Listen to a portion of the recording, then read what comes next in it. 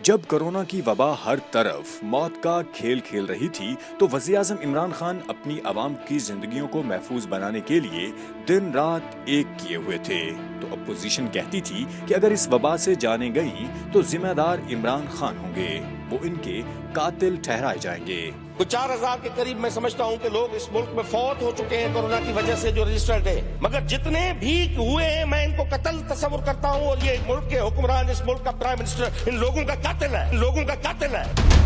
अल्हम्दुलिल्लाह, अल्लाह ने सुरखरू किया और पूरी दुनिया ने इमरान खान की हिकमत अमली की तारीफ की। अब कोरोना की दूसरी लहर की शिद्दत है और ये लोग आखिरी सांसें लेती अपनी सियासत को बचाने के लिए मासूम आवाम की जिंदगियों से खेलने जा रहे हैं। पीडीएम के जलसे जो है ये कोरोना को जो है ये भगा देंगे इंशाल्लाह। जितना आप सोएंगे आपका वायरस भी सो रहा होगा। सोने के साथ वो सो जाता है तो मरने के साथ तो मर भी जाता है। कोविड-19 हमारा जो प्रोग्राम है वो जलसों के हैं, लॉन्ग मार्च के हैं। कोरोना की आड़ में पाबंदी लगाना और जलसों के ऊपर खौफ की अक्कास है। खुदा न खास्ता अब इस घिनौने खेल में आवाम की जिंदगियों को नुकसान पहुंचा तो इसका जिम्मेदार कौन होगा, कौन कातिल ठहराया जाएगा।